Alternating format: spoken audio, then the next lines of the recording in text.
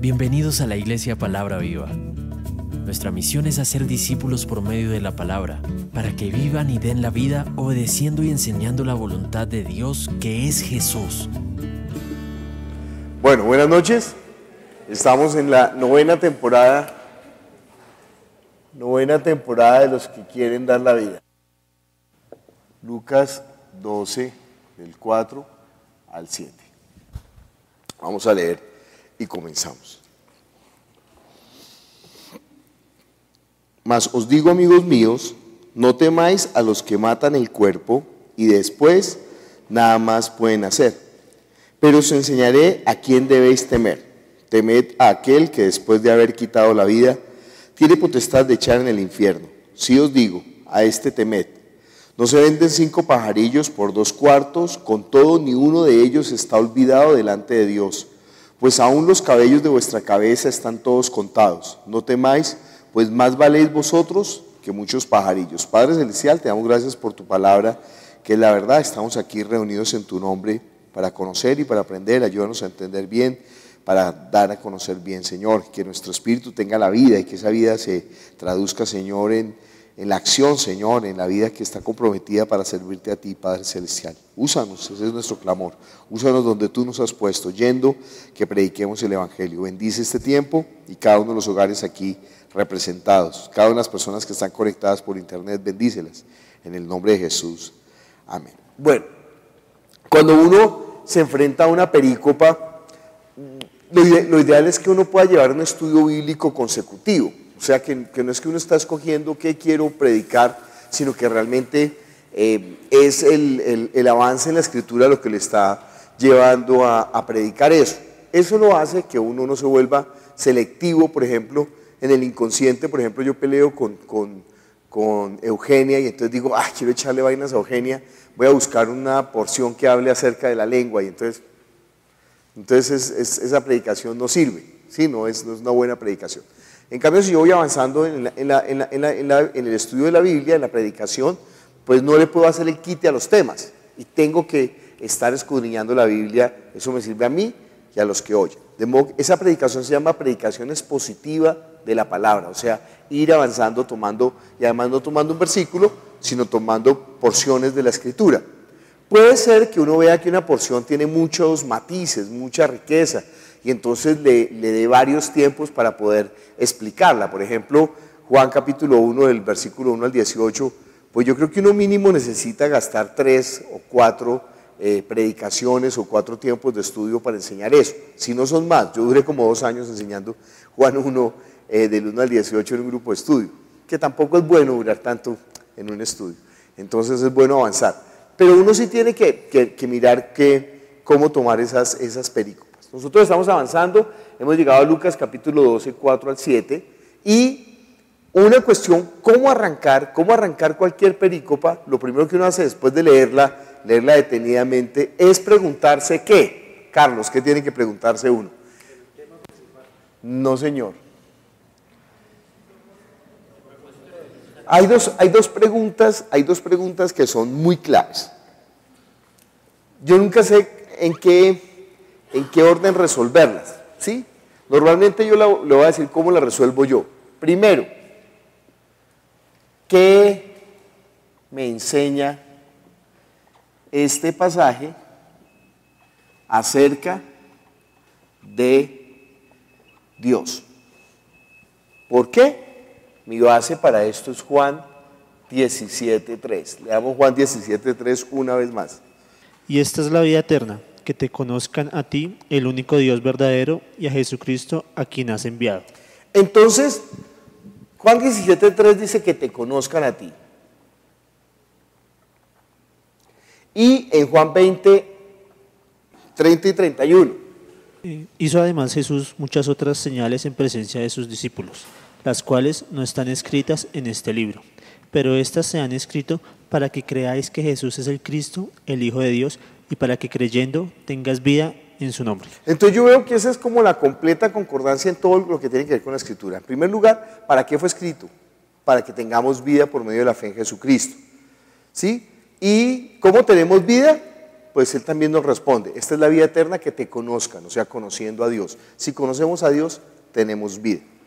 Ojo, siempre recuerde, tenga eso en su mente, que el conocimiento no es un conocimiento intelectual, sino que el conocimiento al final tiene que producir una vida íntima, una comunión íntima, una relación con Dios. Entonces yo siempre digo que esto es como, en mi casa mi mamá siempre que llegaba colocaba unos puntillones como así de grandes en la pared y ahí le amarraba un aparatico que era así. Y aquí tenía una polea. ¿Ustedes lo conocieron? ¿Sí? Una poleita. Y aquí colocaba otro puntillón así de grande y colocaba otra vez ese otro aparatico aquí con una polea. Y entonces ahí extendía la cuerda.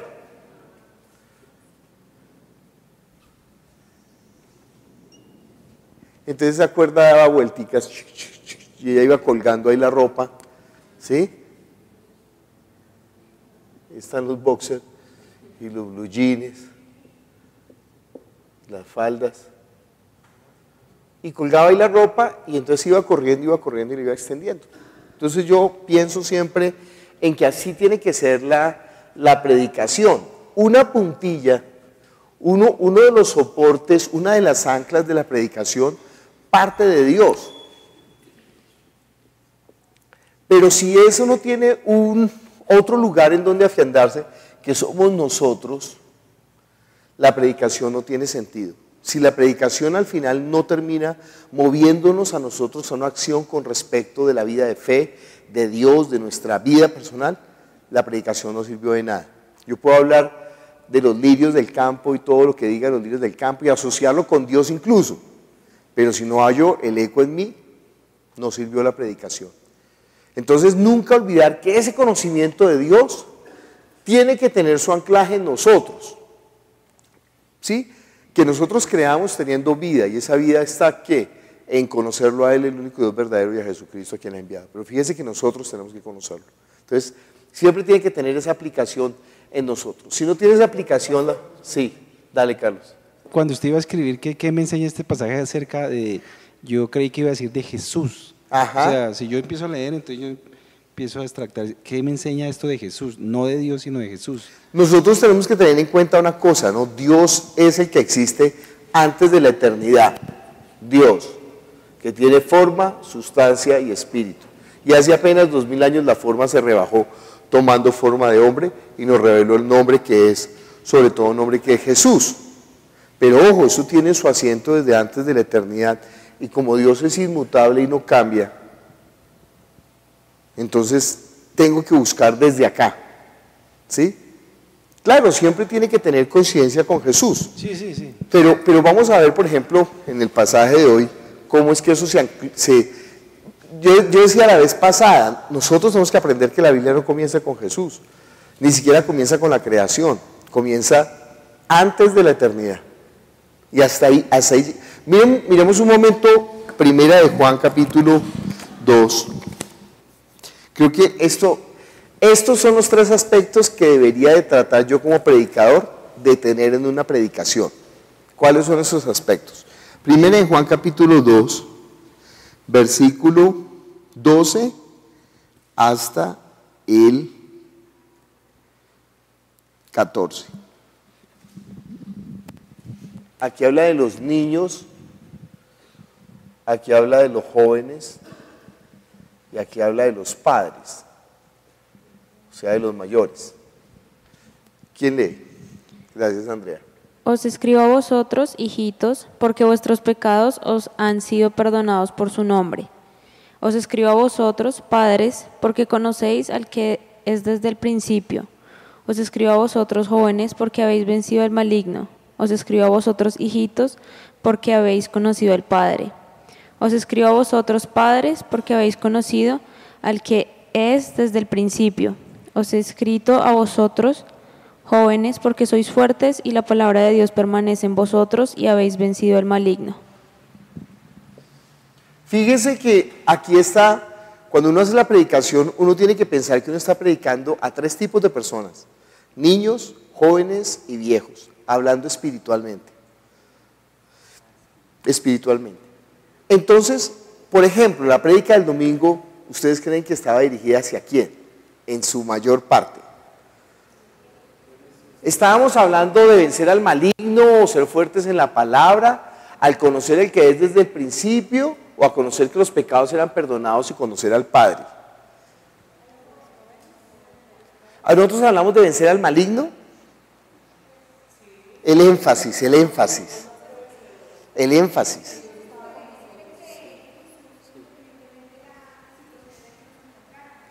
Bueno, a ver, Luz Estela, ¿cuál era? Pues la prédica del domingo, bueno, lo que me quedó a mí era Sí, que sí. Independientemente de la situación por la que estuviera pasando, donde ¿Qué? yo estuviera, tenía que seguir confiando en el Señor. ¿Por qué? Porque Él no parpadea, Él envió su mandamiento, Él está con nosotros. Porque Él está con nosotros. Y ese pensamiento de Dios está con nosotros, lo que vamos a aprender hoy acerca de Dios es que Dios está con nosotros. ¿A quién está guiado? ¿A los padres, a los jóvenes o a los niños? A todos. Sí, yo sé que a todos, pero en su mayoría. Sí, nosotros estamos hablando del que es desde el principio. No, a los o sea, jóvenes. Dios está con nosotros desde el principio. No. ¿Dios está con nosotros desde el principio? No, Sí. porque antes no estábamos nosotros. Ah, bueno. Listo. Ahí hablamos de vencer al maligno. ¿Ese fue el énfasis? No. No, pero Hablaba de ser fuerte y la palabra permanece un poco, pero sobre todo era esto, conocer al Padre, que Él está con nosotros. Estas prédicas, mire, si yo quisiera tener la iglesia más grande de Bogotá, todas las prédicas, todos los domingos las haría así. Porque es una prédica deliciosa, es una prédica dulce, es una prédica que uno sale, mejor dicho, flotando por el aire. Dios está con nosotros. ¿Sí? Merci, me he quedado con carita como de sorpresa. Entonces yo sé, ¿sí? Cuando la gente sale de la prédica, por ejemplo, ahí como que, ay, tengo que luchar. Jóvenes. Cuando la gente sale de la prédica diciendo, no, Dios es Dios. Padres. Fue una prédica para padres. Cuando la gente sale feliz, qué prédica, qué lindo. Niños. Pero nosotros tenemos que hacer las prédicas, en todo caso, en todas las prédicas, hemos de buscar tocar a todos. Porque dice la Biblia que el buen padre saca tesoros viejos y nuevos y da de comer ¿a quién? A todos. Entonces nosotros tenemos que pensar si la iglesia se convierte solamente en una predicación del que es desde el principio, no, esa iglesia es aburridorcísima. Entonces todos son eruditos y bueno. Entonces uno tiene que pensar muy bien cómo siempre dosificar, ¿no? Uno cuando tiene una familia numerosa, que hay niños pequeños y hay viejitos y hay gente joven, pues uno le toca casi que preparar 3 menús, ¿sí? A los niños les damos esto, bueno, ellos pueden compartir algo y a los viejitos toca prepararles esto y ellos comparten unas cositas de los jóvenes, ¿sí? Cuando todos son mayores, todos comen lo mismo. Cuando todos son niños, todos comen lo mismo, ¿sí? Cajita feliz, comida vegana y comida ya botaje. ¿Qué dice Edwin?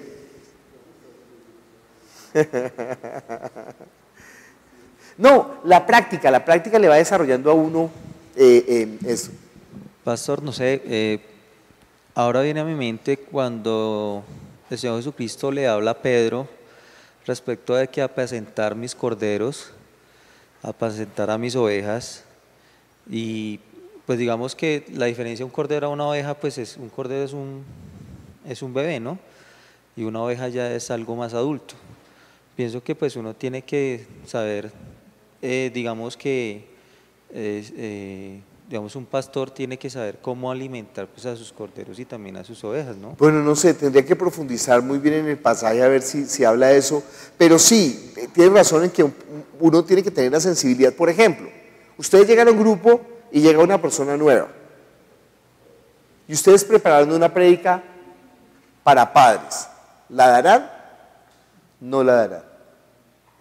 ¿Por qué? ¿Por qué? Miren, un adulto puede comer comida de niño y no tiene problema. Un niño no puede comer comida de adulto. Se enferma, no puede. Entonces hay gente que, entonces no importa que sea por primera vez, vamos a hablar de los nefilines, no, nada que hacer, no, horroroso, o sea, eso es una persona, eso ya está mostrando el corazón de una persona, que realmente no quiere apacentar, que no quiere enseñar, sino que quiere parecer erudito, y esos son los peores. El que cree que sabe algo no sabe nada. Entonces, bueno, fíjense, pero no nos perdamos, fíjense que esto surgió porque estaba diciendo Carlos que... bueno, ok, gracias.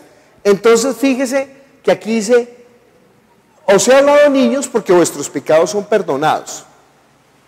Siempre la predicación tiene que tener salvación, ¿no? Siempre recordar que los pecados son perdonados. Y conocen al Padre. El Padre es esa relación tan misericordiosa, amorosa, buena de Dios, ¿sí? Con nosotros.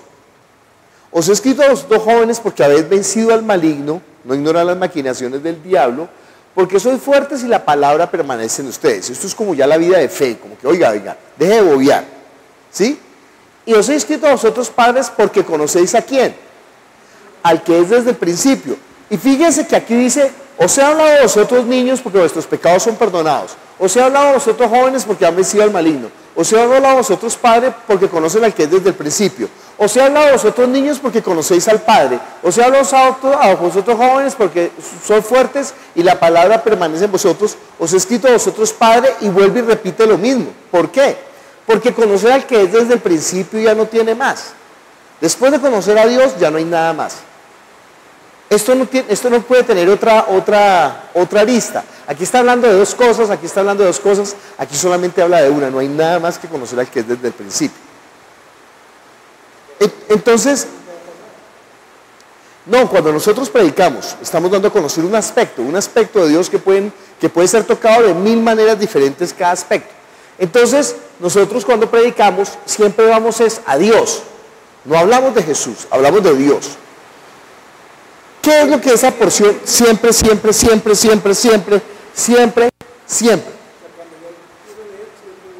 voy a buscar esta porción? ¿Qué me está enseñando acerca de Dios? Ojo, Padre, Hijo, Espíritu Santo, pero Dios. No estoy pensando en uno en específico, sino en todo Dios. Entonces, bueno, ¿qué me enseña este pasaje acerca de Dios? Domingo, ¿qué enseñaba el pasaje acerca de Dios? Dios era muy fácil. Eso era muy fácil porque ahí lo dice en la porción varias veces. A veces no es tan fácil. Como a veces no es tan fácil, si yo no lo veo tan evidente, yo empiezo a desarrollar la pericopa sin este punto. Pero tengo que llegar a este punto rápido porque si no mi cuerda no está funcionando, ¿sí? Eso es como si estuviera lavando la ropa en el platón, la estuviera escurriendo y la estuviera dejando ahí al lado todavía para colgar, pero no la he colgado. Pero estoy buscando a ver cuál es ese principio. Entonces, en el que vimos era muy fácil porque ahí estaba todas las veces, y Dios estaba con él, y Dios estaba con él. Y fíjense que en la predicación, si nosotros hubiéramos predicado humanistamente, de la manera humanista, pues resultamos hablando de ¿quién? De José. Y cómo vencer la tentación, y que salga corriendo, y siempre piense a quién sirve, no sé qué. Sí, una carrera, pero no es lo que está hablando la porción. ¿Por qué sabemos que no es lo que está hablando? Porque en Hechos vuelve y lo resalta. En Hechos, sí, en Hebreos, perdón, vuelve y lo resalta. O en Hechos, no me acuerdo. En Hebreos fue. Que dice que Dios estaba con él. Dios estaba con José. Sí. En Hechos, gracias Andrea. Entonces, bueno, pregunta, ¿qué me enseña este pasaje de Lucas 12 acerca de Dios? Es un pasaje corto, de modo que chévere, pero a veces los cortos son los más difíciles. Lucas capítulo... Que es el único que me puede llevar al infierno. Que es el único que me puede llevar al infierno. Muy bien. Otro, Angélica. Acá en esta pericopa nos muestra muchas veces una palabra que es temer. temer. Ajá. Entonces, con respecto a esto, deduzco que es a Dios a quien se le debe temer. Entonces, eso es lo que está enseñando esa porción acerca de Dios. ¿Qué enseña este pasaje acerca de Dios? Respuesta: Dios es a quien se debe temer. Si nosotros estamos pensando solamente en el punto de vista humanista, nosotros enfatizaríamos la segunda parte, que Dios tiene cuidado de todos los pajarillos y que la. Pero también lo que pasa es que hay una deficiencia ahí de solamente mirar la perícopa, y por eso les he dicho que no podemos mirar la perícopa de una manera aislada, sino que nosotros tenemos que ver cuál es el contexto de esa perícopa. Esa perícopa no salió como un champiñón ahí sola, ¿sí? No es como un salmo. Por ejemplo, uno lee un salmo y el salmo no tiene continuidad. O sea, el salmo se va a estudiar solo. Usted no puede mirar cuál era el salmo que le antecedía y cuál era el salmo que le sucede. No, porque no tiene nada que ver. Un salmo no tiene nada que ver con el otro salmo. Pero aquí, sí, porque esta historia viene a partir de un relato que nos está llevando Lucas. Lucas tiene toda una finalidad, como Marcos tiene una finalidad, como Mateo tiene una finalidad y como Juan tiene una finalidad. La finalidad de Lucas es hacer discípulos. ¿Por qué lo sabemos? ¿Por qué? Porque en la introducción Lucas nos lo dice. ¿Cuál es la finalidad de Mateo? ¿Evangelizar a los gentiles? Evangelizar a los gentiles. ¿Otra? Mostrar que Jesús es el hijo de Abraham y es el Mesías. Y así comienza el Evangelio. Jesús, hijo de Abraham, hijo de David. De modo que este asunto sobre todo le compete ¿a quién? A los judíos. Es un evangelio escrito en especial para los judíos, Mateo.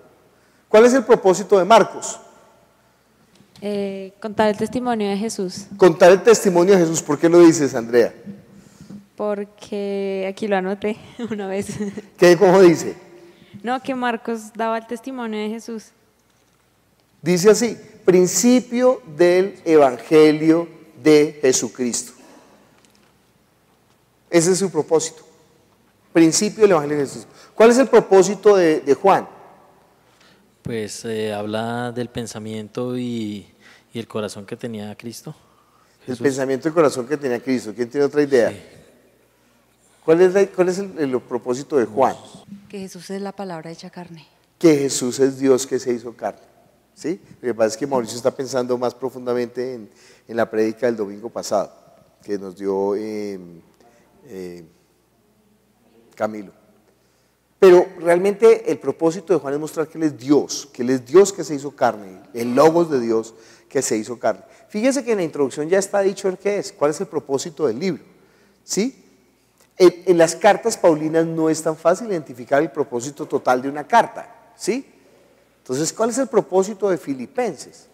Entonces, el propósito de Filipenses es mostrarle a los de Filipos, una iglesia que Él ama, que se ha de servir buscando, que se ha de ser alguien en la iglesia sirviendo.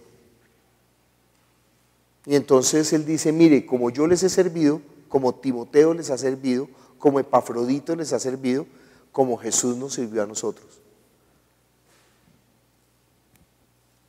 Entonces uno, ¿cómo encontrar ese fin de la carta? El fin de Efesios sería la unidad de la iglesia. ¿Sí? Todo el tiempo está hablando quién es la iglesia y cómo mantiene la unidad. Así, cada carta tiene un propósito.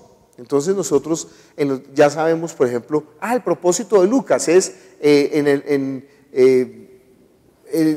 excelentísimo Teófilo, me ha parecido a mí también instruirte en las cosas que entre nosotros han sido ciertísimas por los que nos dieron testimonio desde el principio, ¿sí? Porque él está buscando que él sea instruido, que él sea discípulo, que él se haga un discípulo. Entonces todo el propósito de Lucas es que sea discípulo.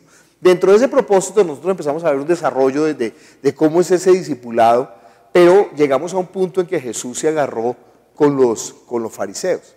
Y los fariseos son los duros, los fariseos son realmente la gente que tiene poder. Y entonces Jesús, con los que tienen poder, lo que hace es que les pega un zapatazo en la cara. Y les dice, porque ellos están diciendo que él por Belcebú echa fuera a los demonios.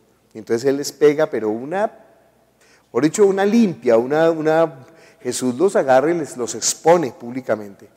Y un fariseo, para ganárselos, lo invita a su casa, como que venga, Jesús, no hable tan mal de nosotros. Y en la casa del fariseo eso es peor, Jesús se despacha peor contra los fariseos y contra los escribas, y ahí les dice cuánta cosa.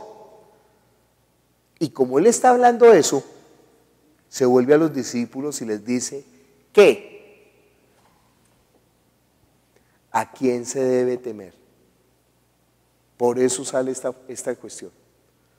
Fíjense que si nosotros no vemos esa línea que nos está conduciendo, pues vamos a predicar una cosa que no tiene contexto. Entonces cuando yo ya sé, ¿verdad que es que Jesús le está diciendo, ¿sabe qué? No le tema a los hombres, no le tenga miedo a la gente. ¿A quién es al que se debe temer? Y cuando uno sabe a quién se debe temer, por eso es que tiene esa porción, la siguiente parte que dice, mire, si Él cuida de los pajaritos, ¿cómo no va a cuidar de ustedes? Entonces no tengan temor de los hombres, tengan temor, ese es de aquel que los puede echar en el infierno. Aquí el propósito del Espíritu Santo, la primera pregunta es, ¿qué me enseña este pasaje acerca de Dios? Segundo, ¿cuál es el propósito del Espíritu Santo con esta porción? Aquí esto ya me está llevando a mí al otro extremo de la cuerda. Porque el propósito del Espíritu Santo tiene que ver es con nosotros, no tiene que ver con otra cosa. ¿Cuál es el propósito del Espíritu Santo con esta porción? ¿Qué dirían ustedes? ¿Cuál es el propósito? ¿Qué es lo que quiere el Espíritu Santo mostrarnos con esta porción? Por ejemplo, la porción era que Dios estaba en el domingo, el atributo de Dios o lo que nos está enseñando acerca de Dios es que Dios está con nosotros. Bueno, ¿cuál es el propósito del Espíritu Santo con eso? El domingo. ¿Qué quería? ¿Qué quería Dios con eso? Porque empieza a hablar de la historia de José y ¿qué es lo que quiere con eso? Que estemos confiando, que siempre confiemos en Él, que Él, a pesar de las adversidades y de las pruebas y de a veces que a uno le parecen las cosas que van mal, pero que Él está ahí con nosotros. ¿Solamente en las adversidades y en las pruebas? O en todo, digamos. En las buenas también, ¿no? Ahí estaban las buenas, lo chévere de ese pasaje es que ahí están las buenas y las malas. Porque el hombre en ambas situaciones terribles es puesto en primer lugar. Pero estando en primer lugar el hombre le pasan las tragedias, se supone las tragedias, pero uno sabe que a la final Dios va a sacar de eso lo mejor, ¿no? Entonces, ¿por qué? Porque Dios estaba con él. ¿Cuál es la parte de José? Permanecer fiel al propósito de Dios, permanecer fiel a la palabra, guardar el mandamiento de Dios, no importa lo que suceda, ¿sí? Tiene la garantía, Dios está con él. Si la persona no tiene la garantía, entonces le toca hacer triquiñuelas. Carlos. Pero colocando eso en el texto actual, José con respecto a nosotros tenía una gran desventaja, porque Dios estaba con él, pero no Dios estaba en él. La diferencia que nosotros tenemos con respecto a la pregunta que usted hace del Espíritu Santo. Hoy entonces, yo tengo al Espíritu Santo en mí. Perfecto. ¿Cuál sería la desventaja de nosotros con respecto a José? No, yo no veo desventaja, yo veo ventaja en nosotros con respecto a él. Yo te digo la desventaja, ellos serán juzgados, nosotros ya no seremos juzgados. Nosotros tendremos que pagar por lo que hagamos mal, porque ya no tenemos excusa. Si nosotros nos perdemos, ya no tenemos excusa. Si nosotros pecamos contra el Espíritu Santo, ya no tenemos excusa. ¿Qué es lo que está perdiendo una persona cuando no obedece la voz de Dios? Pues galardones, su lugar en el cielo, está bobeando, y ya no tiene excusa, porque si Él no nos hubiera hablado, tendríamos excusa. Como ya nos habló, ya no tenemos excusa. Entonces, sí, ahora es mayor beneficio, pero también mayor responsabilidad. Sí, por eso es que una persona que se pierde ahora ya no hay lugar para el arrepentimiento, ¿sí? Entonces, sí, es una ventaja, es una desventaja. ¿Cuál es el propósito del Espíritu Santo con esta escritura de Lucas 12, 4 al 7? ¿El poder de Dios sobre la muerte? El poder de Dios sobre la muerte. Fíjate que ahí estarías tú hablando mucho como si fuera el atributo de Dios. Y tienes razón, el atributo de Dios es que Dios a quien se debe temer, porque Él tiene el poder sobre la muerte, bien. Pero ya estamos yendo hacia el otro lado, hacia nosotros. ¿Cuál es el propósito del Espíritu Santo con esta porción? O sea, por qué el Espíritu Santo inspiró a Lucas a escribir acerca de esto? El Espíritu Santo no tiene ya propósito con respecto, bueno, entiéndame como lo estoy diciendo, con respecto a Dios, sino que el Espíritu Santo tiene propósitos con respecto a quién, a nosotros. ¿Qué es lo que quiere el Espíritu Santo que producir en nosotros? Que tengamos vida, eso es muy general. Con esta porción específicamente, Richie.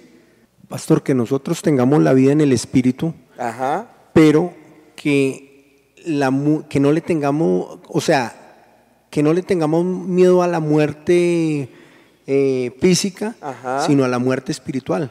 Bueno, ¿alguien tiene otra versión? A ustedes, mis amigos, les digo que no teman a los que matan el cuerpo, pero después no pueden hacer más. Les voy a enseñar más bien a quién deben temer. Teman al que después de dar muerte tiene poder para echarlos al infierno. Sí, les aseguro que a él deben temerle. ¿No se venden 5 gorriones por 2 moneditas?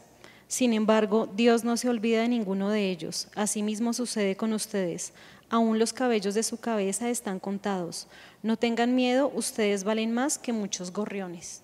¿Cuál es el propósito del Espíritu Santo con esa porción? Pues mostrarnos que hay algo más que lo que tenemos aquí en la tierra, y lo verdaderamente importante es nuestro espíritu, y es lo que es la vida que Dios nos puede quitar. Pues dice que nos puede quitar la vida y nos puede echar al infierno, como es nuestra parte eterna. Muy bien, ¿qué dice Samuel? En internet alguien está ahí escribiendo. Mari Niño dice Maricilla, que valoremos la vida espiritual. Que valoremos la vida espiritual. ¿Hay otra porción? ¿Dios habla hoy? No es tan sencillo. ¿Saben por qué no es tan sencillo? Porque uno quiere poner siempre es el prejuicio de uno, o sea, lo que uno quiere que diga el texto, y no deja que el texto hable. Entonces, por eso estoy buscando una versión más sencilla, a ver si la versión más sencilla nos dice aquí. A ver. A ustedes, amigos míos, les digo que no deben tener miedo a los que matan el cuerpo, pero después no pueden hacer más. Yo les voy a decir a quienes deben tenerle miedo. Ténganle miedo al que después de quitar la vida tiene autoridad para echar en el infierno. Sí, tengan miedo a él. ¿No se venden 5 pajarillos por 2 moneditas? Sin embargo, Dios no se olvida de ninguno de ellos. En cuanto a ustedes mismos, hasta los cabellos de la cabeza Él los tiene contados uno por uno. Así que no tengan miedo. Ustedes valen más que muchos pajarillos. Muy bien. ¿Qué sería ese propósito? Que estemos confiados en Él. Que estemos confiados en Él. Ahí falta un pedacito que dice, piénselo, ¿cómo le diría a usted a un niño esa porción? ¿Qué le enseñaría a usted en esa porción? Que tenemos a alguien que nos cuida más, o sea, que no le tengamos miedo a nada acá, porque tenemos a alguien que nos cuida y que nos guarda. Muy bien, muy bien, muy bien. ¿Qué dice Camilo? Pues yo lo veo más como por el lado del espíritu, que cuidemos nuestro espíritu, o sea, sí, que cuidemos nuestro espíritu como siguiendo a Dios, ¿no? Que no le tengamos miedo a las personas de acá, sino que cuidemos nuestro espíritu, porque pues Dios es el que puede enviarnos al infierno. Así le enseñarían ustedes a un niño. ¿Qué dice Mauricio? Podría ser también entender que ese poder que tiene Dios nos hace entender que solamente le podemos servir y adorar a Él. ¿Otra vez? O sea, que solamente debemos servir y adorar a Dios. ¿Por qué? Porque Él es el Todopoderoso. El Todopoderoso, muy bien. ¿Qué dice David? Pastor, pues, como usted nos había dicho, investigar sobre lo que es el infierno, pues lo curioso de aquí es que el Señor Jesucristo habla de esa palabra del infierno, y en el Antiguo Testamento no se refiere sobre el infierno. como se refiere en esta porción. ¿Sí? Sí. O sea, ¿qué nos está mostrando? Que verdaderamente Dios tiene un lugar de castigo y un lugar donde las personas van a sufrir por no hacer la voluntad de Dios y no temerlo a Él. Hay un lugar en el cual vamos las personas que no sigan a Dios y no hagan su voluntad, pues a ser castigados, ¿no? Ajá. Bueno, una parte importante es que nosotros tenemos que aprender a no distraernos del punto central. Claro, yo les dije que profundizaran sobre la palabra infierno, pero el punto central aquí no es el infierno. Lo que pasa es que el punto aquí, dijimos averigüe por la palabra infierno, porque la palabra infierno no es una palabra muy común. Y entonces es chévere poder saber a qué se está refiriendo realmente, ¿sí? Y fuera de eso nosotros tenemos que combatir contra un concepto que nosotros tenemos del diablo rojo con cachos, con un tridente chuzando a la gente. Entonces, pero no es el punto central de la porción. Si yo hablara a un niño sobre esta porción, ¿qué tendría que hablarle? ¿Cómo lo está diciendo? Está buscando una versión todavía más sencilla, pero no la encontramos. ¿Sí? ¿Qué le está diciendo a un niño? Realmente el énfasis no es tanto como en el infierno para los niños, ni siquiera para nosotros, porque el énfasis no es en el infierno. No, para un niño, con cualquiera, espiritual o niño. El énfasis no es el infierno, el énfasis no está en el infierno en esta porción. Pues, pastor, que voy a interrumpir. Digamos, yo cuando le predico a Joel, sí, y le hablo sobre que hay un infierno, que hay una vida eterna, le digo que estas cosas van a pasar, él se pone a llorar porque él solamente ve esto que está acá y él no entiende, digamos, no es fácil hacerle entender a él que hay algo más allá, ¿sí? Y él llora y dice, no papá, yo quiero mi casa, yo quiero mis cosas, y es difícil porque es lo que uno ve. Y uno le tiene temores a las cosas que uno ve y no a lo que uno ve. Ok, imaginemos que nosotros le fuéramos a contar esta historia a un niño no con los personajes de la Biblia, sino como un cuento, como una historia. ¿Cómo contaría yo la historia? ¿Cómo contaría yo la historia? No puedo utilizar la palabra infierno, no puedo utilizar la palabra Dios, no puedo utilizarla. ¿Cómo utilizaría? ¿Qué vas a decir, Carlos? Una vez me impactó mucho y me dejó sonando mucho el cerebro, y es que nosotros solamente tenemos esta vida solamente para poder predicar lo que Dios ha colocado dentro de nuestro corazón. Después de que yo me muera, ya no hay nada que hacer. El día que usted dijo eso para mí fue, porque eso significa que todo lo que Dios me está dando a mí, yo tengo que aprovecharlo al máximo. Porque ya después de que yo no esté aquí, ya no va a pasar absolutamente nada. Si yo no aprovecho eso, si no aprovecho la oportunidad, porque dice acá que después de haber quitado la vida, pues ya después de haber quitado la vida no hay nada. Ya yo me encontraré allá en el juicio y ya entraré allá, ¿cierto? Pero si yo no aprovecho esta vida que me da todos los días para poder transmitir lo que está acá, pierdo el año. Ajá. O sea, no he entendido prácticamente lo que Sí. esto dice acá. Sí, entonces a usted me pregunta ahora, ¿cómo le digo yo a un niño? Entonces, le digo que existe un manual de vida. No, Carlitos, si tú le dices a un niño, existe un manual de vida, no. No me colocan No, ¿cómo le hablaríamos a esos niños? Atrás y ya ahorita adelante. Piénselo, ¿cómo le contaría a usted la historia a un niño? Hay 4, bien. Miramos los 4 comentarios de internet. Sarita Contreras dice, Dios Todopoderoso, Él tiene cuidado de nosotros y a Él debemos temer. Ajá.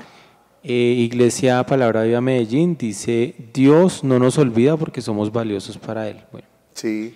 Luis Cerón dice, tener temor de perder o no alcanzar la vida eterna.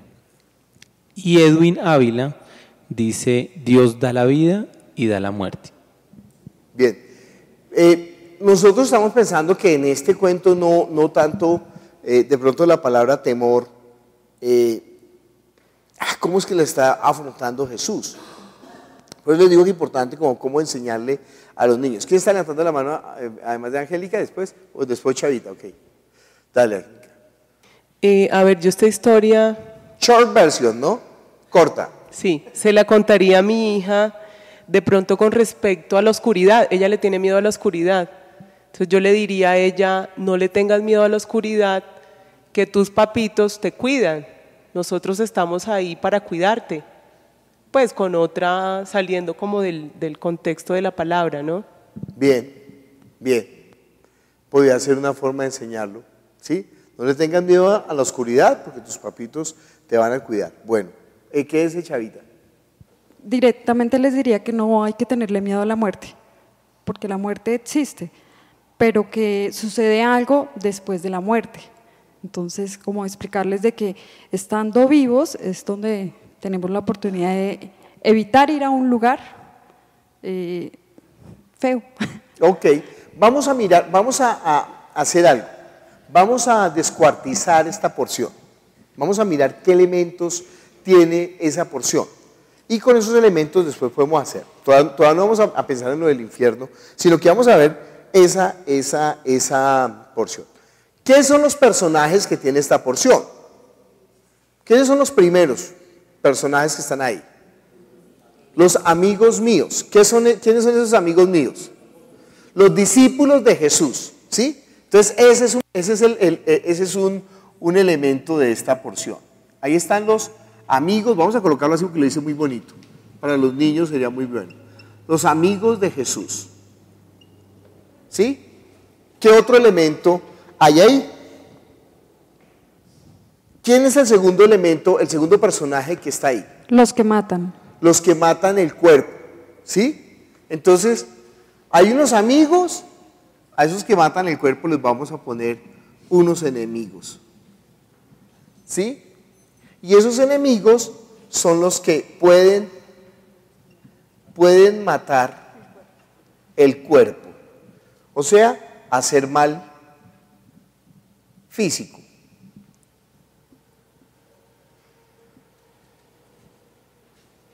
¿Qué otro personaje hay ahí? Al que después de haber quitado la vida, tiene Sí. poder para echar en el infierno. Ok, entonces aquí hay otro personaje, y ese personaje es ¿quién? Dios. ¿Por qué habla de ese personaje? Porque ese personaje, ¿qué característica tiene? Tiene la capacidad de dar la vida y la muerte eterna y la perdición o el fuego. Bueno, ¿qué más habla de este personaje? ¿Qué es a quien se debe temer? Ok, ¿por qué? Porque él tiene ese poder, ¿no? Pero bueno, es a quien se debe temer. Pero ¿qué más dice ese personaje?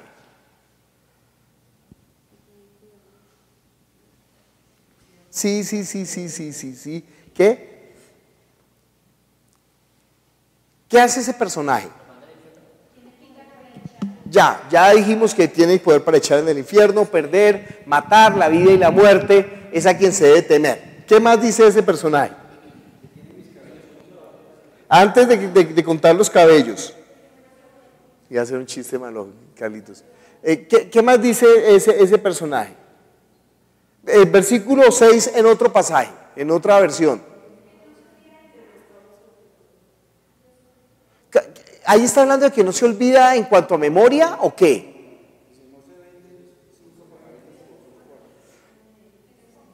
¿Qué quiere decir que no se olvida de ellos? Que los cuida, ¿sí? Que no, otra forma de decirlo. Que tiene el control absoluto de Que todos. tiene el control absoluto de ellos, ¿sí?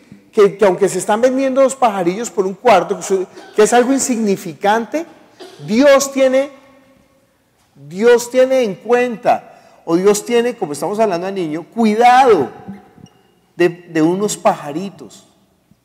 ¿Usted cree que eso es mentira? No, eso no es mentira.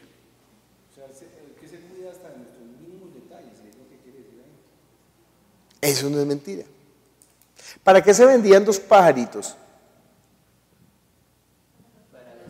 Para sacrificarlos, para quitarles la cabeza y derramar la sangre. Pero Dios, y entonces Dios malo, Dios tan malo, ¿cómo se le ocurrió poner un sacrificio de pajaritos en lugar de poner un sacrificio de qué? De piedras, que las piedras no sufren. ¿Usted entiende que pensar de esa manera cursi no está bien? Dios sabe que los pajaritos sufren cuando se mueven, cuando los matan, y sabe la sangre preciosa de los pajaritos. Sí, pues si usted tiene pesar por un pajarito, debería de conmoverse hasta las entrañas por el Hijo de Dios. O sea, si usted le da valor, imagínese la gente ridícula, le dan valor a un perro, le dan valor a un gato, le dan valor a un... ¿Qué lo tiene? Pero a la vida espiritual no le dan valor. Absurdo, ¿no? Los animalistas, iba a decir. No por el hecho de defender la vida de los animales, sino por el hecho de no ser más trascendentes en lo que realmente vale la pena. Edwin va a hablar con el micrófono, por favor. Entonces tiene cuidado, cuando estamos diciendo cuidado es que Dios, entiende que esa palabra cuidado no es que un pajarito, no, sino que Dios sabe, Dios entiende, Dios conoce, Dios sabe lo que pasa con los pajaritos. ¿Qué dice Edwin?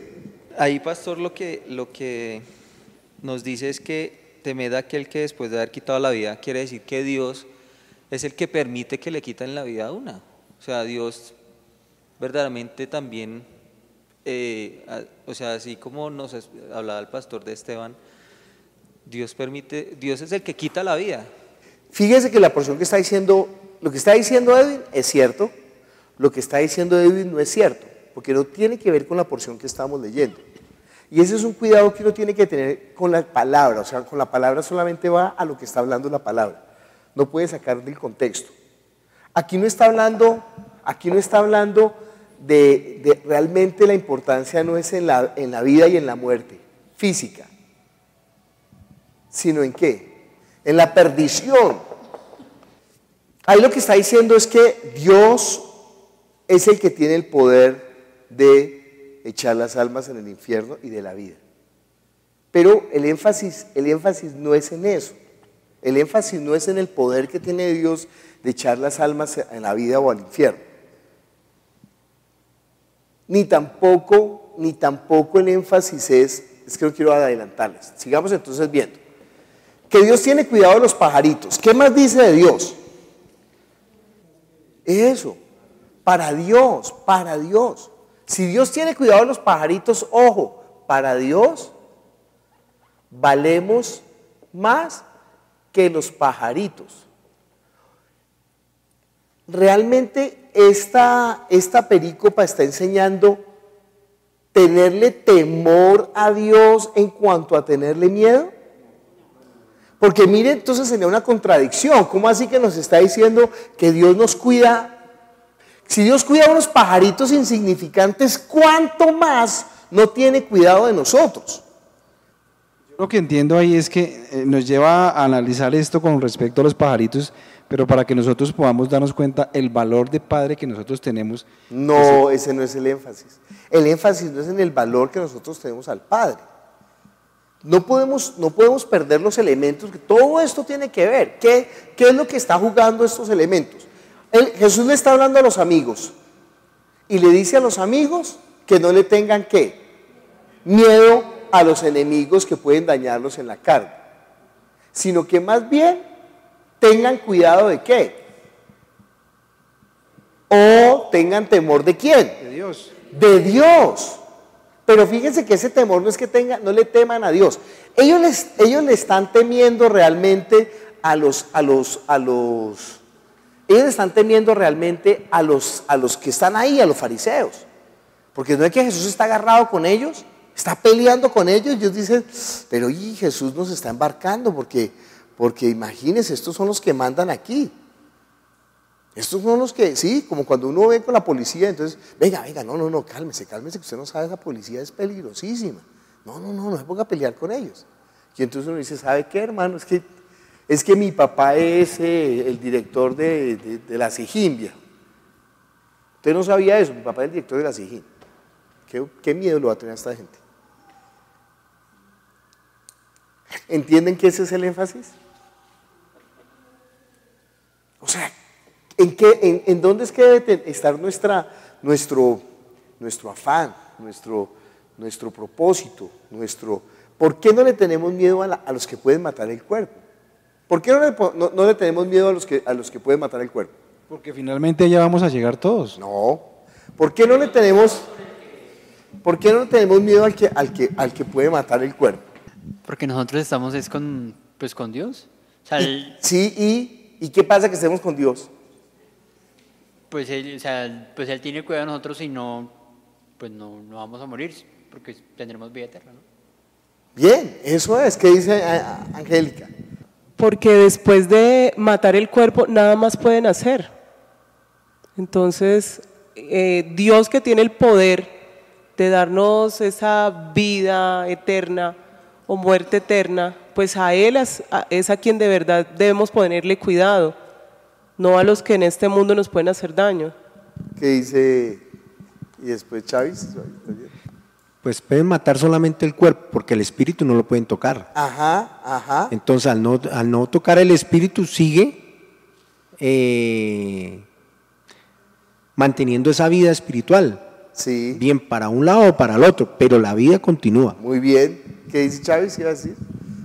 Que es más valioso nuestro espíritu. Tengamos más cuidado de nuestro espíritu, que es el que, después de estar acá en este mundo físicamente, es el que va a tener dos salidas: o la trascendencia a la vida espiritual o la muerte espiritual. Y ya eso sí va a ser definitivo. Entonces, ¿ustedes cómo le dirían a un niño esta historia? Con una historia de la vida. Entonces, mire. Como un tesoro, explicarles aquí está diciendo, ojo, Dios tiene cuidado de nosotros. No está hablando espiritualmente solamente. Aquí está hablando físicamente. Mire, tranquilos. Dios tiene cuidado de nosotros. Si tiene cuidado de unos pajaritos, ¿sabe qué? Dios tiene cuidado de nosotros. Por eso, no teman a los que pudieran destruir el cuerpo, porque realmente lo importante es que el espíritu. Pero se dan cuenta que el énfasis no es en el infierno, el énfasis no es en tener miedo a Dios, el énfasis está en ¿qué? En que Dios tiene cuidado de nosotros. Por eso nosotros tenemos que cuidar es ¿qué? Nuestro espíritu. No tengamos miedo, porque por estar cuidando las cosas que no son, podemos descuidar lo que es. ¿Sí? Por ejemplo, mi jefe me dice, bueno, viejo, vámonos de parranda y vámonos con unas viejas y vámonos a beber. Y entonces yo digo, ay, no, pero mi puesto, ¿qué tal que yo pierda mi puesto y esa platica? Ay, señor, ¿tú entiendes? Entonces, no, viejo, no tenga miedo de que le echen del puesto. Tenga miedo más bien ¿qué tal que le quede gustando y después usted ya, chao, eso es su vida espiritual? ¿Sí? Es eso. No tanto el temor de tener miedo, sino el temor de perder lo que realmente vale la pena. ¿Sí? ¿Por qué una persona que ama no es infiel? No tanto porque, ay no, me da miedo perderla. No le da miedo perderla. Lo que le da miedo es ¿qué? Defraudarla, herirla. Dice, no, pero es que yo la amo. No es que yo tengo algo que es muy valioso. No ve que esto es lo que... Si no le importa, entonces se va detrás de lo que no es. ¿Qué dice Mercy? Pues no sé si tenga relación cuando iban a crucificar a Jesús y el ladrón que estaba ahí sabía que lo iban a matar. Y Jesús le dijo, hoy estarás conmigo en el paraíso. Sí.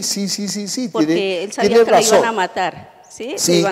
Iban a matar el cuerpo, pero él confió en Jesús y él le dijo, hoy estarás conmigo. Claro, él no le dice, Señor, bájame de aquí, muy bien, Mercy. Él está diciendo eso, acuérdate de mí cuando vengas en tu reino, ¿sí? Y fíjense que lo está diciendo con temor, lo está diciendo con confianza, ¿sí?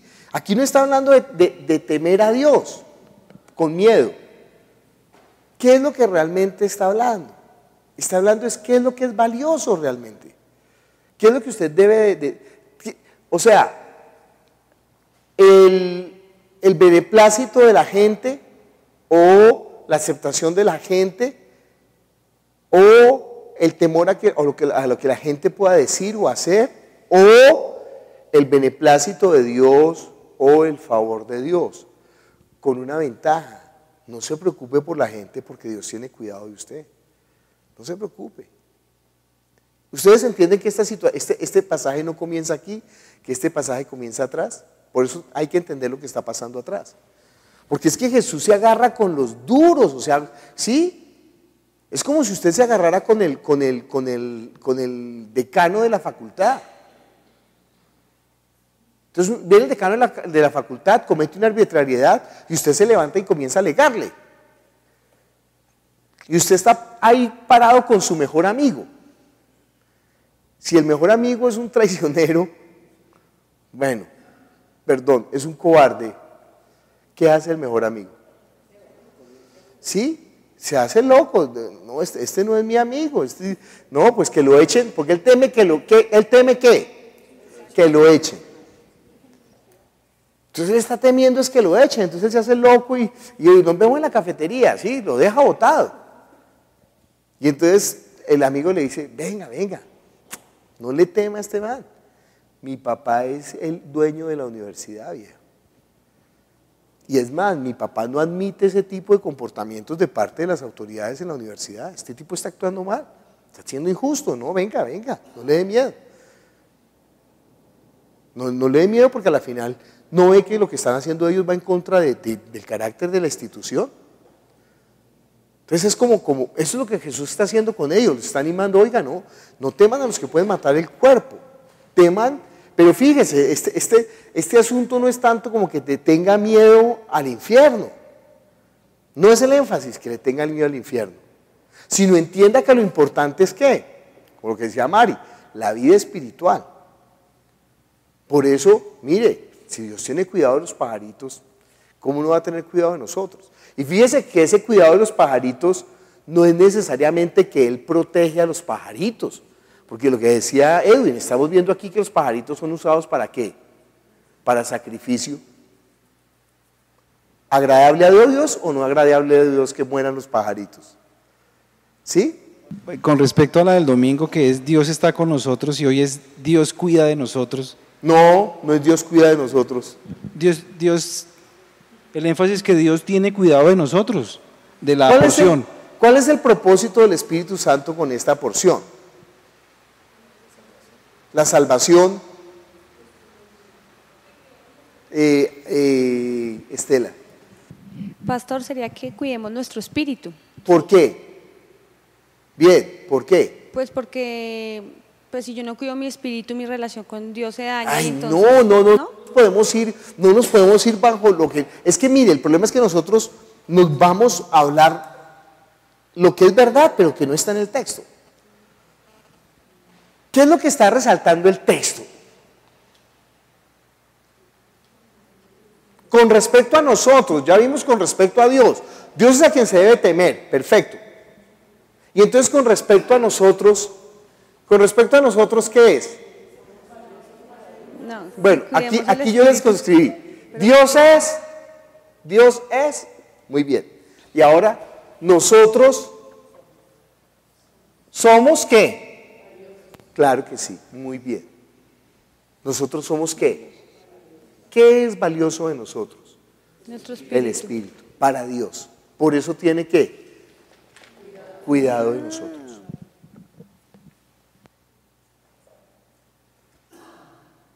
Se da cuenta que si nosotros no nos enfocamos bien, vamos a enseñar, por ejemplo,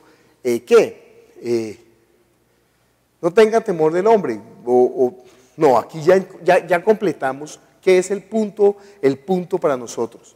Lo que el Espíritu quiere enseñarnos a nosotros es que nosotros somos valiosos para Dios.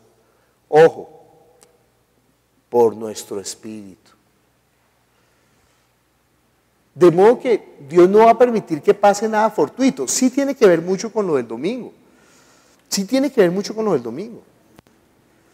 Pero entonces, ¿cómo vamos a tener miedo?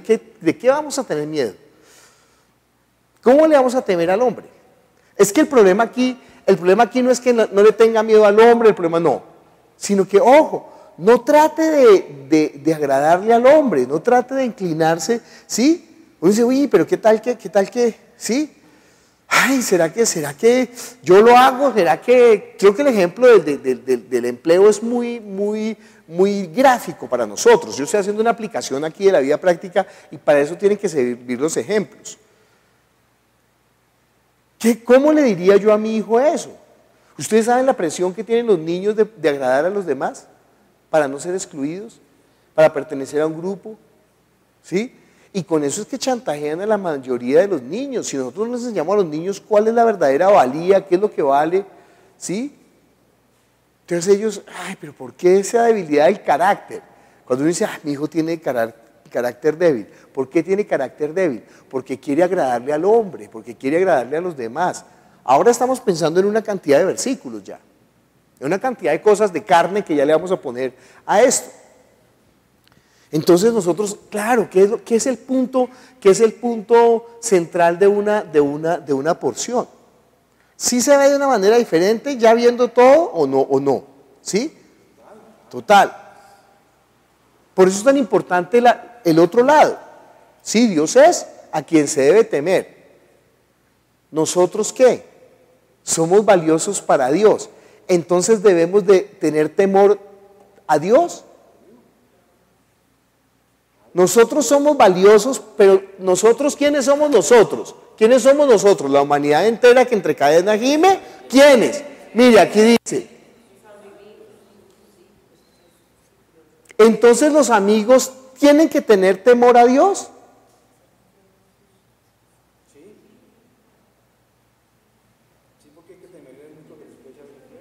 No.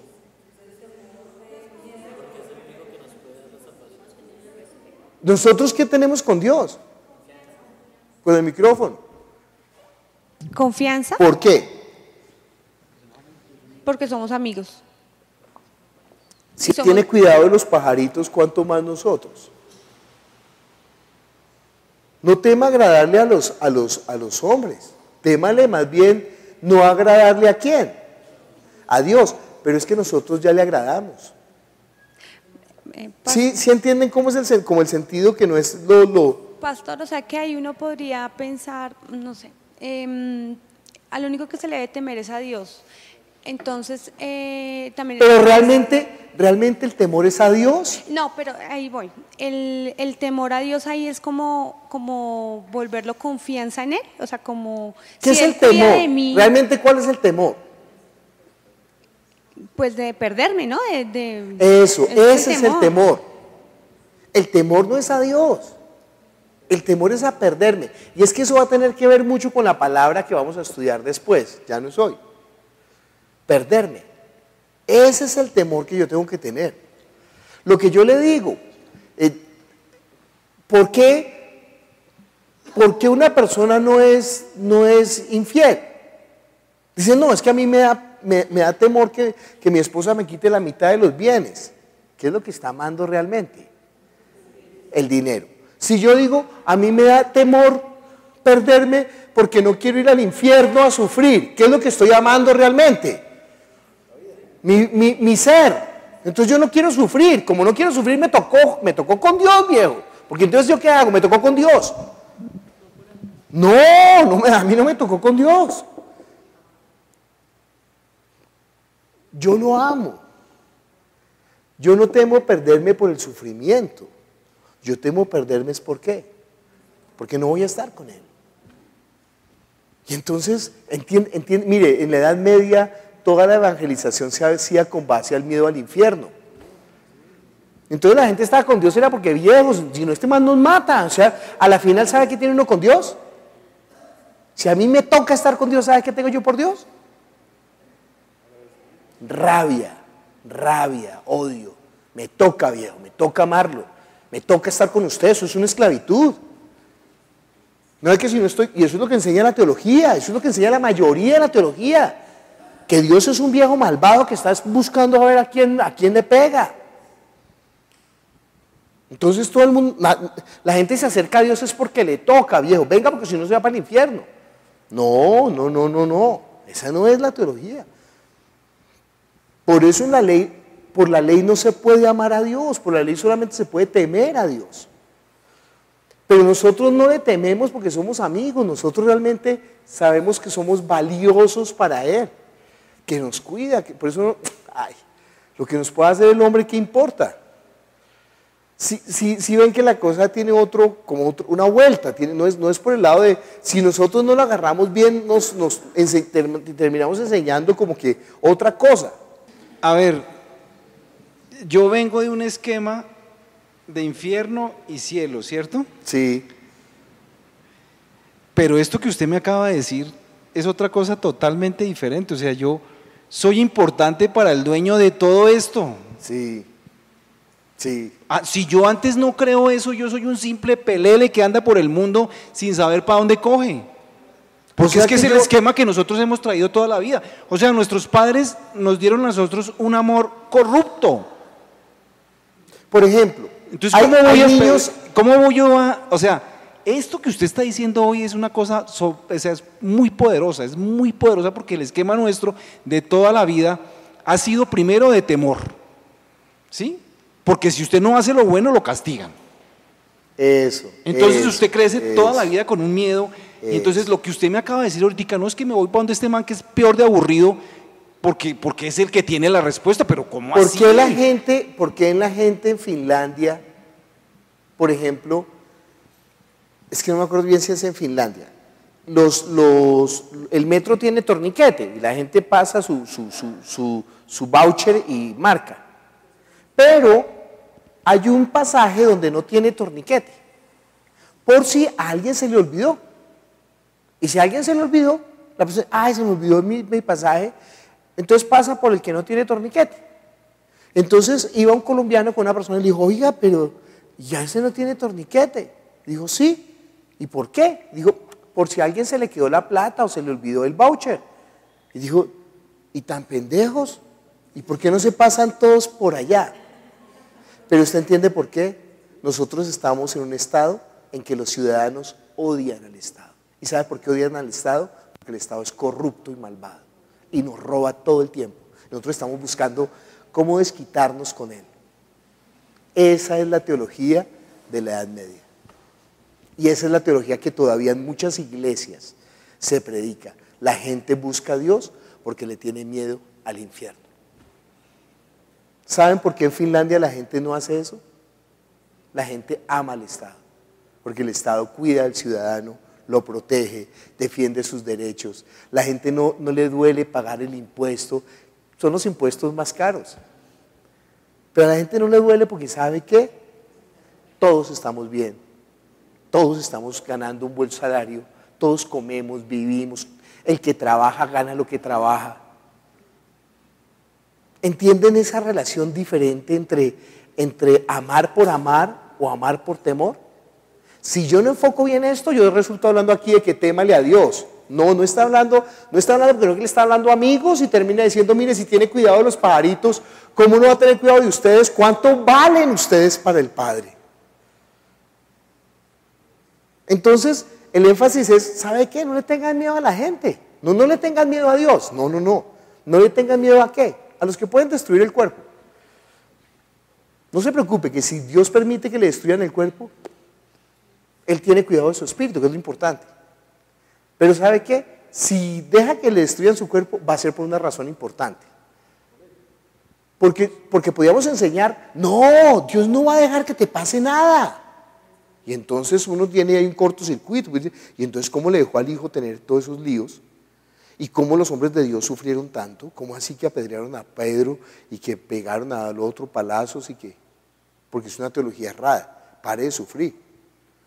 No, lo que pasa es que Dios tiene el control. Si nos matan, Dios tiene el control. Si no nos matan, Dios tiene el control.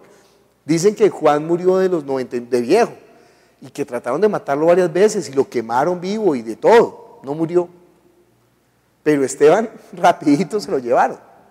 Y si uno no conoce la historia, uno dice, pero qué injusticia, ¿por qué a Esteban lo mataron tan jovencito? Y diría Juan, Dios, ¿por qué me estás dejando vivir tanto tiempo? Yo ya estoy cansado, yo quiero irme a estar contigo. Eso dice Pablo, no sé si estar aquí o irme, descansar. Pero porque el hombre sabe que ya tiene la salvación, ya tiene la vida eterna, ya es amigo de Dios. Bueno, viendo eso, ya nosotros podemos ver el infierno, ¿sí? Fíjense que es necesario ver como las partes, como ver cada parte, no descuidar ningún lado, ¿sí? Ahí la parte valiosa es, pues, a unos cabellos, no temáis, pues, más valéis vosotros que muchos pajarillos. Y Dios tiene contado hasta todos los cabellos de nuestro. O sea, Dios no parpadea, no se le está pasando nada por alto. Porque ellos están pensando, ay, Jesús se agarró con estos y estos tienen el poder de matarlo. Y de hecho lo van a matar. Entonces, ¿qué hacemos? Entonces, no, viejo, usted haga la voluntad de Dios, no le tema a los hombres. Imagínense donde todos nosotros tengamos eso en nuestro corazón, ¿cómo vamos a vivir la vida de fe? Porque uno realmente cuando hace bobadas es por temor a... Y eso es lo que Satanás se aprovecha, como si Dios quisiera quitarnos algo. Con que Dios os ha dicho que no comáis del árbol porque seréis como Él. Él no quiere que usted sea como Él. Uno está pensando que se está perdiendo de algo. O uno quiere caerle bien a la gente. Uno quiere caerle bien a los amigos, ¿sí? Vamos a robar, y el muchacho... Pero imagínese, si él tiene una familia que lo ama, que le ha trabajado bien su autoestima, y entonces él dice, no quiero, ¡ay, gallina! No, él ni siquiera teme que le digan gallina. Dice, no, viejo, lo que pasa es que yo no quiero defraudar a mis papás. ¿Cómo voy a hacer sufrir a mis papás? Pero esa relación no está... Puede hacer que otro diga, no, viejo, mi papá, donde me llegue a descubrir, me mata. Fíjese que el hecho está en que me llegue a descubrir, no en el amor a los papás. Y en algún momento, como los fariseos, él buscará la forma de evadir que lo descubran.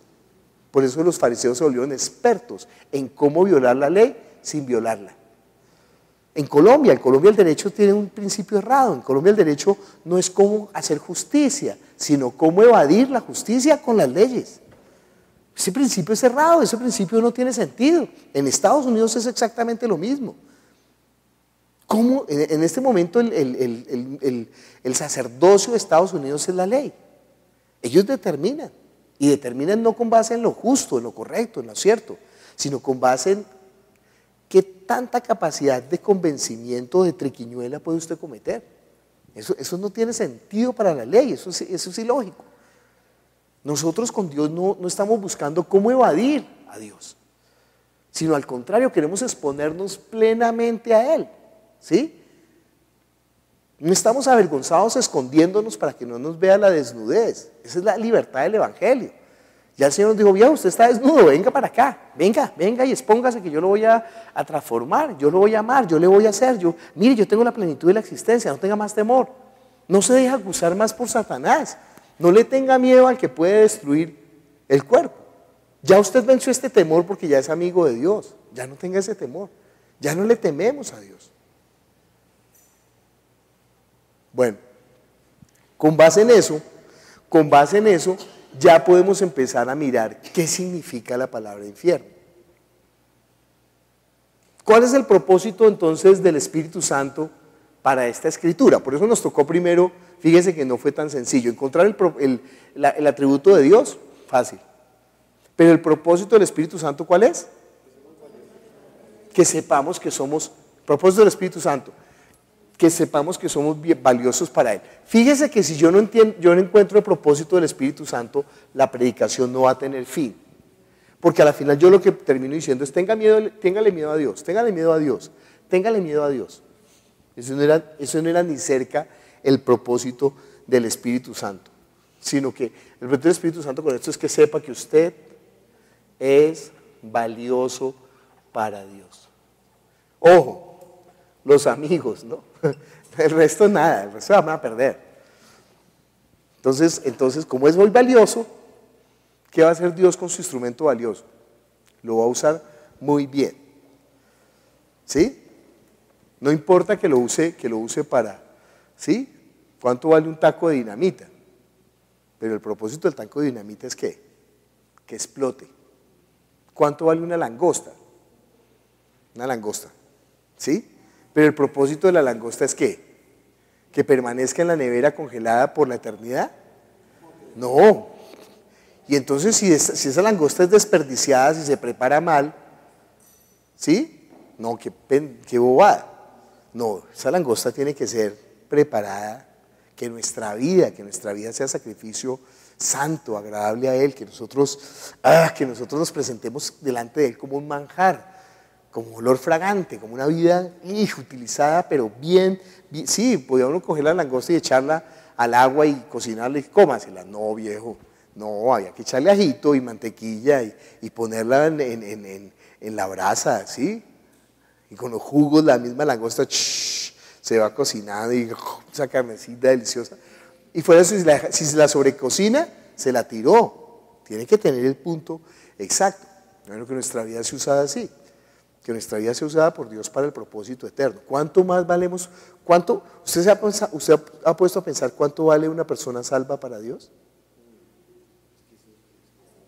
¿Sabe cuánto vale? La sangre de su Hijo. Imagínese cuánto vale. Imagínese el dolor de Dios cuando se desperdicia un salvo. Ojo, no cuando se pierde una persona, sino cuando se desperdicia un salvo. Porque la vida de un salvo es única. Nadie más puede hacer la obra que usted va a hacer. Nadie más, no hay nadie más. Nadie se puede poner en sus zapatos y hacer la obra que usted hace. Por eso cada uno es tan valioso. Satanás lo sabe. ¿Cómo nos distrae por medio de asustarnos de que nos va a quitar el cuerpo, a que nos va a atacar el cuerpo? Entonces uno, ay, madre, pero espere a ver, porque no, espere primero lo primero. Claro, primero lo primero, viejo, primero lo primero es que ya tenemos lo primero. Es que la confianza es que ya lo tenemos, ya tenemos la salvación, ya tenemos la vida eterna, ya tenemos la comunión con Dios. ¿Y cuánto valemos para Él?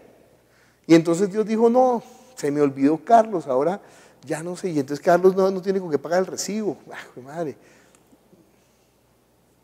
No, el Padre sabe necesidad de lo que necesitamos aún antes de que se lo pidamos. No nos afanamos por eso, buscamos primeramente ¿qué? Su reino y su justicia. ¿Cuánto valemos para Él? ¿Cuánto valemos? Ese es el punto principal. ¿Cuánto valemos? Pero fíjese, el propósito del Espíritu Santo no es el mismo el atributo de Dios. Entonces, ¿cómo tejemos? Ahora, partiendo de eso, ahora colgar la ropa en esa cuerda es muy fácil, o sea, la predicación se vuelve muy sencilla, porque ya ahora yo empiezo a buscar, bueno, ¿cómo le cuelgo la ropa a eso? ¿Cómo hablo de que nosotros le valemos a Dios? ¿Y cómo hablo yo de que Dios tiene el poder de echarme en el infierno? Y que Dios es a quien se debe temer en ese sentido, el sentido no del temor de susto, sino el temor de perdernos lo mejor. Cuando ustedes vuelvan a estudiar lo del infierno, entonces lo vamos a ver. Les voy a dar unos tips para ese estudio de lo de la palabra infierno. Lo primero que uno hace cuando va a estudiar una palabra del Nuevo Testamento, entonces mira la palabra infierno, entonces busca esa palabra, es muy fácil, con la concordancia. Primero, nosotros estamos en Lucas, a ver si en Lucas hay otros versículos que dice infierno. En Lucas no solamente está el Evangelio, sino también está el libro de los Hechos. Lo más cerca que tenemos de Lucas, entonces podría ser en los otros evangelios y en Pablo. ¿Por qué Pablo? Porque Lucas es discípulo de Pablo. Después de eso, entonces veremos en Juan y en Apocalipsis. Y después de eso miraremos en el Antiguo Testamento, si existe esa palabra infierno. Hay una ventaja, no existe esa palabra en el Antiguo Testamento. Ojo, no solamente yo miro la palabra, sino que ahora también tengo que profundizar en el concepto. Porque no solamente es infierno, sino también podía ser lago de fuego, también podía ser la oscuridad, también podía ser la perdición, podía ser también el lloro y el lugar del lloro y el crujir de dientes. Entonces los sinónimos de infierno. Pero además de eso, entonces ya voy a volverme más catedrático, más purista. Yo buscaría la palabra en griego. ¿Cómo está escrito ahí? Entonces ahí dice geena. Y ahora, esta palabra, ¿qué significa? Y esta palabra, ahora sí la puedo buscar. Su equivalente, creo que esta palabra está tal cual en hebreo, no sé, pero su equivalente en hebreo, y ahora en hebreo, ¿dónde aparece en el Antiguo Testamento? ¿De qué está hablando eso? Y ya tengo toda la idea de qué sería el infierno, ¿sí? Por ejemplo, yo busco la palabra logos, que hablamos la predicación pasada, la de Camilo. La palabra logos obviamente es una palabra en griego, no está en hebreo. Pero en hebreo la palabra es dabar. Y entonces dabar, ¿qué dice dabar en el Antiguo Testamento? Pero no solamente logos, Camilo mostró sinónimos. ¿Sí? ¿Se acuerdan aquí, por ejemplo, él habló de carácter? Y habló también de certeza. Y él asoció esto de certeza con el trono de Dios, el trono de Dios, la base del trono de Dios, pero aquí ya sería justicia y juicio. Bueno, otra forma de hacer. Pero entonces, si yo busco dabar en el Antiguo Testamento, ¿qué significa el dabar? O sea, la palabra de Dios. ¿Y qué habla de ese dabar? Entonces, ya con el Antiguo Testamento y el Nuevo Testamento, ya yo puedo tener una idea muy, muy grande. En la clase de ayer a los maestros de escuela dominical le decían a los maestros de escuela dominical, usted tiene un material grandísimo, usted prepara 100 para dar ¿qué? 10. Ese es el tiro. Uno prepara, ¿realmente sabe qué es lo fino de la langosta? ¿Dónde está la mejor carne de la langosta? En la colita. Pero no en la cola, porque la cola de la langosta, en la colita, o sea, en esta parte pequeñita, ¿sí? En el primer tercio de toda la cola. ¿Saben por qué? Ahí se concentran todos los sabores. Entonces a la reina se le serviría colitas de langosta. Y a la gente ya no quiere harta carne de langosta, como el pollo, ¿no? Las pechugas, sí, pero la pechuga no sabe mucho, ¿sí? Entonces no, hay un lugar donde se concentra el sabor. Entonces nosotros prepararemos la langosta completa. Sí, usted ahí tiene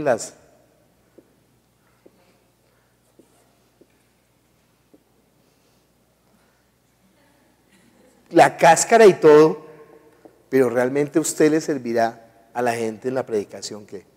¿Usted cree que esa predicación tiene pierde? No tiene pierde. Cuando uno logra servir la cola, ¿sí? Entonces, ¿cómo podemos seleccionar? Porque imagínense todo esto, por ejemplo, vamos a averiguar la palabra infierno y ahí va a haber un montón. Pero nosotros ya sacamos la cola, porque la cola realmente era esto, ¿no? Pero sin entender eso, por ejemplo, no vamos a entender qué es el concepto de infierno. Es que lo que tenemos que averiguar es qué es el concepto de infierno en el Nuevo Testamento. Sí, la palabra inclusive infierno no nos dice mucho. La palabra es un latinismo que es inferus, o sea, abajo, inferior. Pero no nos va a decir más de ahí.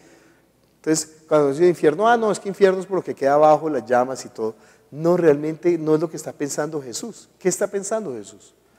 Entonces, chévere poder averiguar qué es Gehenna. Bueno, nos vemos dentro de una semana, si Dios lo permite. Padre, te damos gracias por tu palabra, que es la verdad, tu palabra es verdad. Estamos reunidos en tu nombre, anhelando las cosas que vienen de ti, deseando conocerte, profundizar, Jesús, y ver con tu palabra, con tu espíritu. Muéstranos siempre, revélanos, ayúdanos a despojarnos de todos los conceptos previos que nosotros tenemos, de todas las ideas ya elaboradas, de lo que nosotros queremos forzar decir la Escritura, y que dejemos que la Escritura sea la que hable, Jesús, porque ahí es donde está el deleite, Señor, que nosotros no podemos preparar esta langosta ahí solamente sancochada, sino que realmente es un plato que vale la pena preparar con delicadeza. Ayúdanos siempre en el nombre de Jesús. Amén.